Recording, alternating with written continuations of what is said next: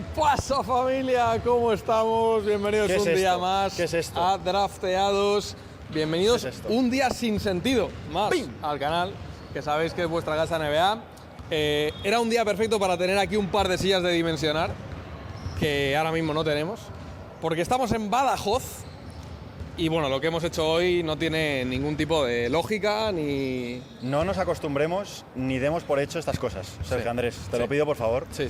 Hemos venido a Badajoz levantándonos a las 5 de la mañana. 5 y media para coger un avión, para venir aquí. Un avión que ni siquiera la familia Calderon sabía que existía.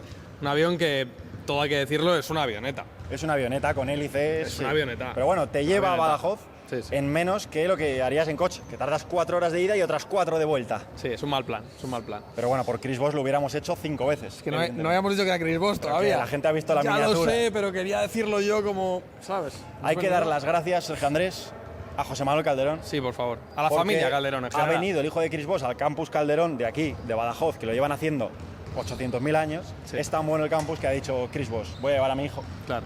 Y Calde le ha dicho a Chris Bosh, van a venir mis hijos, que somos nosotros. Y hemos venido, básicamente, a hacer una entrevista a Chris Bosh, hablando un poco de todo, y el tío ha estado espectacular. Sí, bueno, una leyenda con patas, evidentemente. Hay que decir que ahora nos vamos a comer con él, me parece, por contarlo todo ya. Sí. Y nada, os dejamos con la entrevista. Chris Bosh. Disfrutadla, amigos. Impresionante. Nosotros lo hemos disfrutado. Vamos para allá. Here we are with the legend, Chris Bosh, in Drafteados Enterprises. Chris, thank you very much, man. For giving us your time. We are here in Badajoz, in the campus Calderon.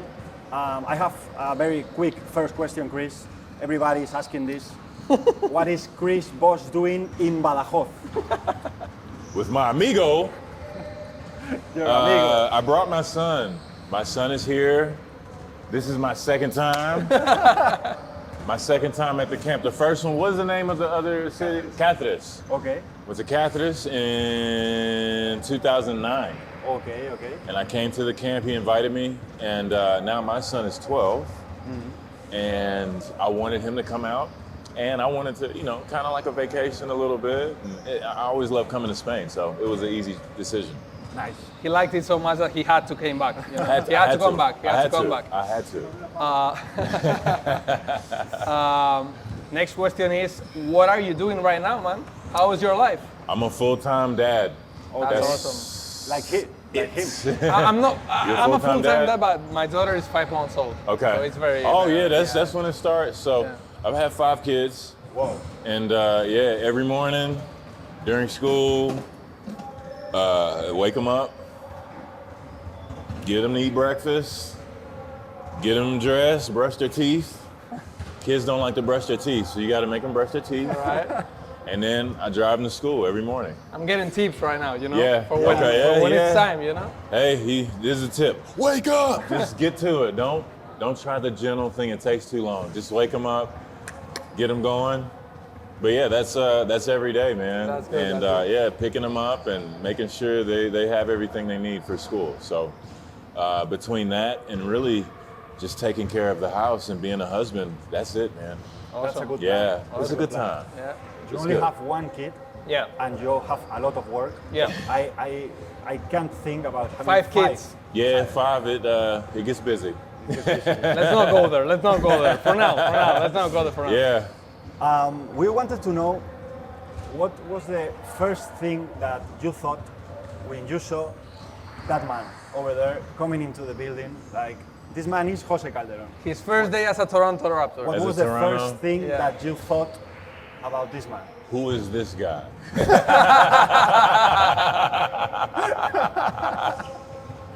Because we didn't draft you, right? We signed him, and I was in my 3rd year. And I was still a young guy, but I had high intentions for the team. And him being a point guard, you have to be like this with the point guard. You got to be close. So when he came in, he didn't speak any English, hi and bye. I didn't speak any Spanish. And so we had to, just figure it out. So yeah, it was just like, but he's such a great guy. It was an easy transition. And you could see how much he loved basketball. So like when we got on the court, that was the language we had to speak. So eventually we caught up with everything. He's a family man, and I aspired to be the same. So it was an easy connection. Easy connection. We were going to ask too that there's a lot of European players. Well, not that many right now, but when he actually came into the league, there were a lot of European players that didn't actually make it long in the NBA. Yeah. What did you think that he did actually in the right way to make such a long career? Ooh.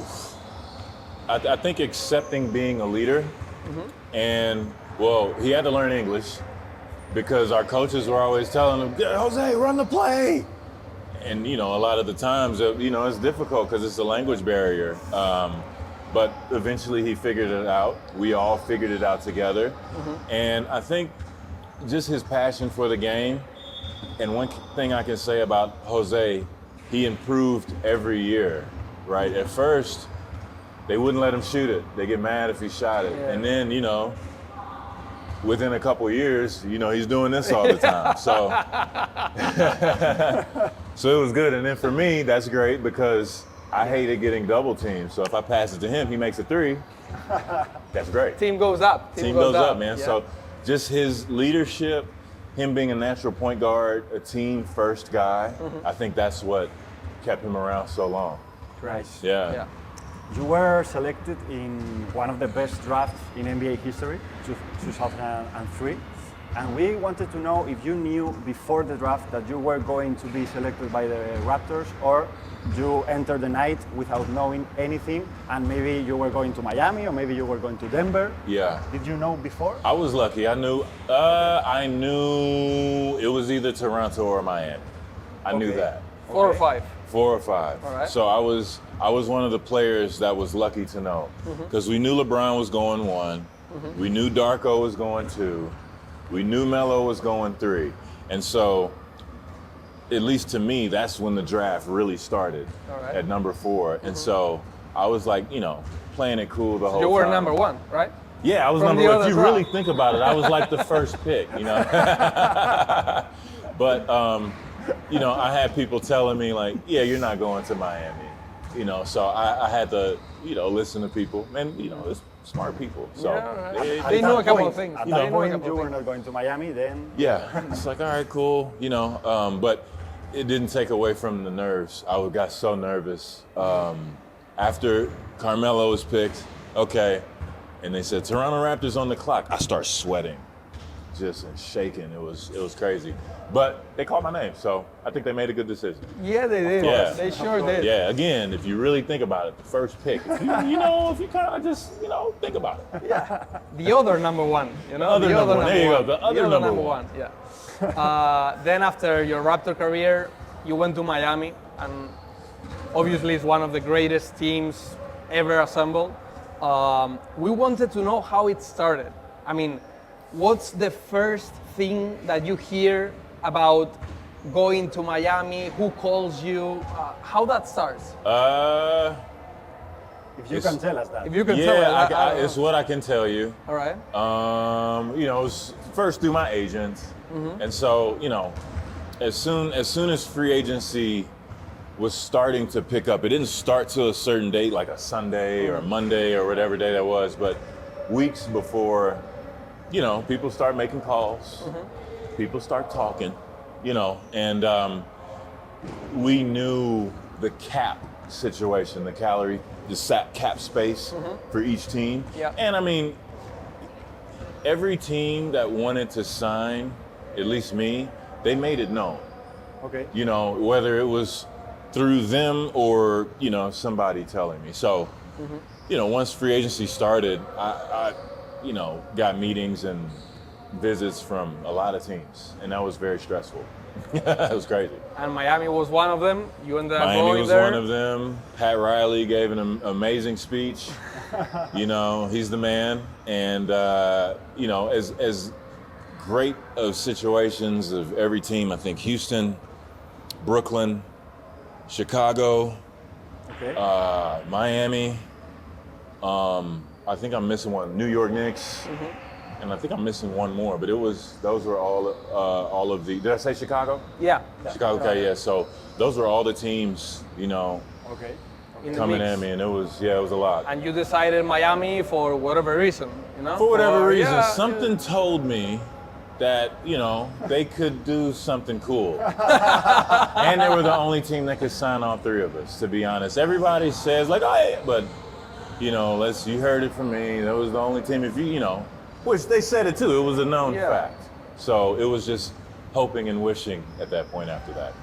Obviously, 4 finals in 4 years, it was a good idea. It was a good idea. Like drafting Chris Bosh, signing Chris Bosh later, idea. It was a pretty good idea. 4-4, you know what I mean? Yeah. It's good. How was that speech from Pat Riley? I mean, he has like a big screen and he shows something like, if you come here, you're going to live here, you are going to win this. Just with his rings, maybe. Talking. Talk.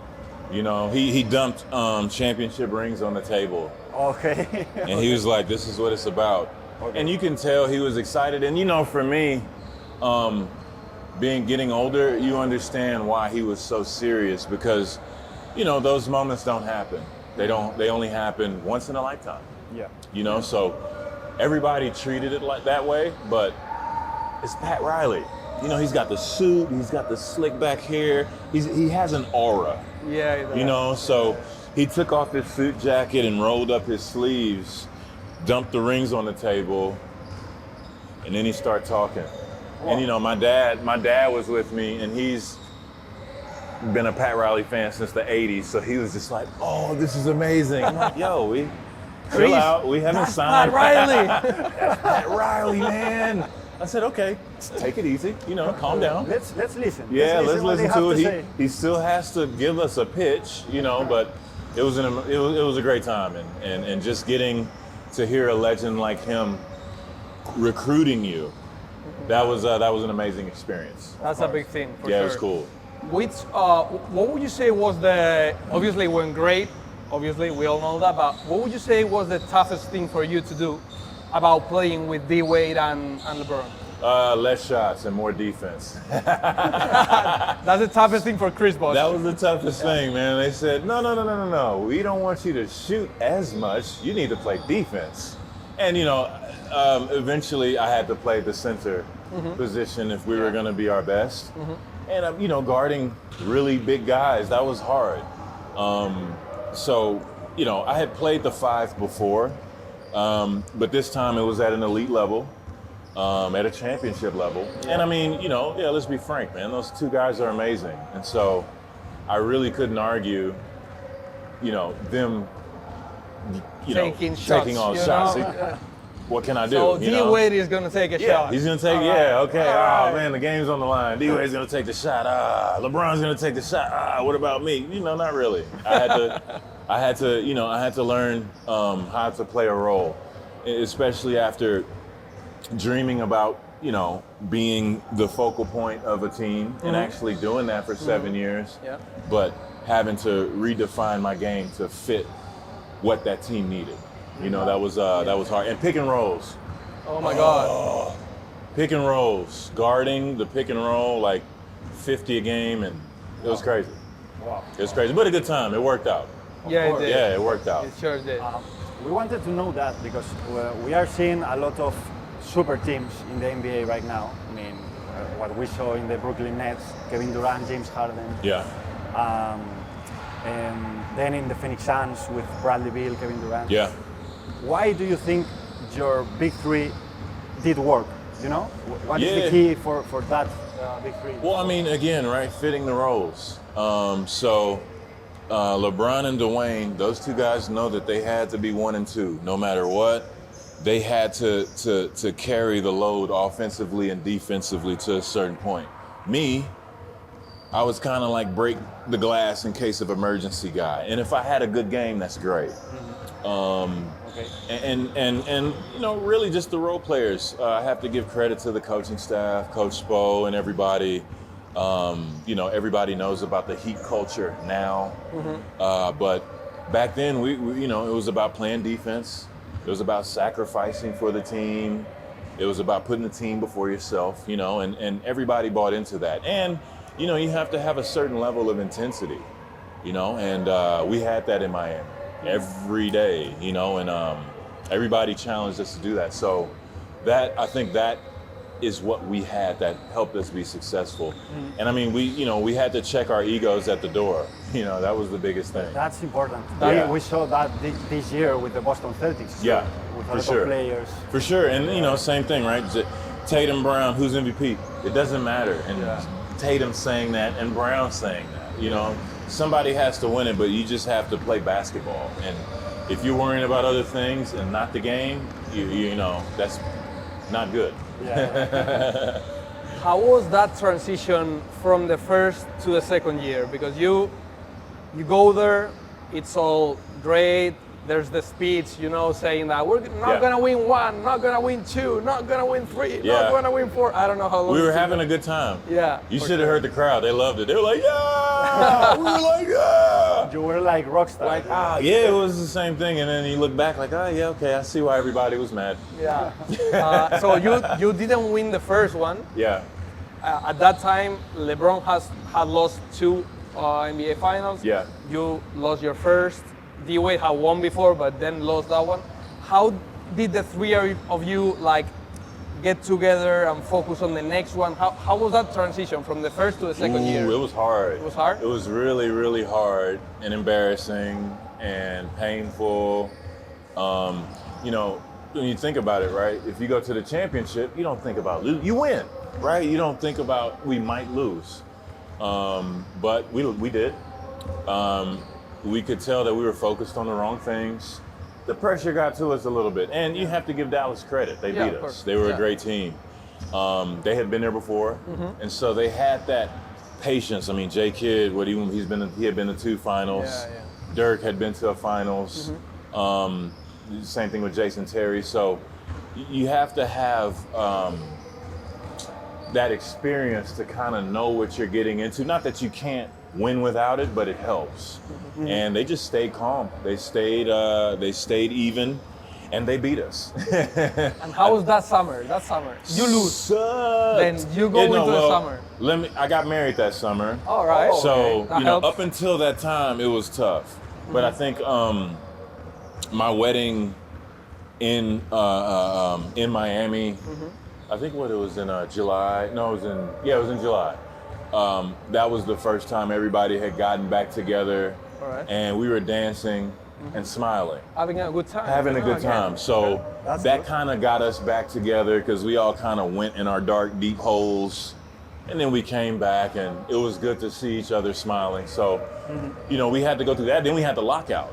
Yeah. So it was a long season, and you lose, you understand, like, okay, I know what it takes because I don't want to feel that again. So when we get there, not if, but when, we were all focused about getting back, but not only getting back, but winning it. So that was all we talked about the next season. We didn't even talk about it. It was just known, come in, do your job. It was about doing the daily work every day in the games and in practice to make sure we're champions. And you did it. Yeah. We did it twice, Yeah. That's the funny thing about that. We won the first one, so we're all happy. I had a friend tell me, I won't name, they were a former NBA player. They were like, man, that's great. Anybody can do it once, though, and walked off. Oh. I was like, okay. That's a mic drop. Yeah, right? It was tough. So I'm like, I guess that's how, and this person has multiple championships, so. Okay. You had to do it twice, You had to do it twice. You got to do it twice, That's fine. Yeah. That man over there, Jose Calderon, said one time to us that you were a little bit scared in the Olympic final in 2008. Is that true? Just a little bit. A little bit. Nah, man, let me tell you. So we played them in group play. Está Calde haciendo así. And we beat them, like 15 points or something like that. Like, okay. But in the final, it's one game. And they were playing great, and we were playing great, but we couldn't stop. It's like nobody could stop each other, and I was getting real nervous. Well, Juan Carlos was coming off the high screen and roll. Fernandez was shooting. We were, ooh. And the Gasol brothers. I had to guard one of them. It's not easy, and they were just. they had the spirit, you know, you could tell we both, it was a great game, you know, a championship game, a gold medal game. And I did get nervous. I was scared. I'm not gonna lie. When Kobe hit that shot, we were up 2. Yeah, we were up 2 and he hit that shot. The 3 from the wing. Woo! The 3 from the wing. The 3 from the wing that then. Because we were like, I didn't want the ball, you know what I mean? It was like, ooh, okay, what do you want to do, Kobe? Okay, cool. Shoot it, great, you know. That was great, man. But yeah, it was a great game. Yeah. It was a great game. Obviously, a great game, great career. Then we just wanted to know, man, because we all know that that the last part of your career was obviously difficult. For the health issues. How did you approach that mentally to actually get to overcome that and be in a good place with it? It took years. It took years. It took years and years and years. You know, it was very painful. A lot of people always ask me, or tell me like, oh, you're gonna be fine because you do so many things, and that's true, but I always just wanted to play basketball. Yeah. That's all I ever wanted to do, is play in the NBA, you know? And I was in the point of my career of trying to redefine my game, shoot more threes, very much, a lot of fun, you know, but shoot more threes, and I wanted to, you know, continue to be a leader for the Heat. And, you know, to be frank, we wanted to win another championship. We felt we had the pieces to do that, at least compete.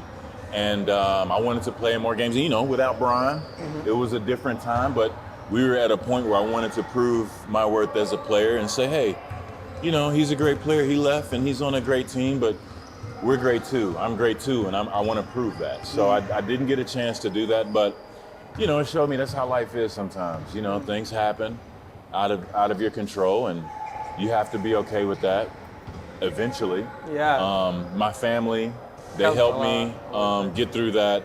My kids did not care. They only wanted to have a good time. You know, so I wanted to make sure I wasn't being negative around them. I wasn't letting that affect me. So it took years to work through, but I got there. So, you know, I have to give them credit. That's awesome. Nice work. Chris Bosh, 2-time NBA champion, full-time dad now, and an awesome guy in Badajoz. Thanks for having us, man. We appreciate it. No Thank problem, you. man. Thank you very much for your time. Big legend. Chris Bosh, guys.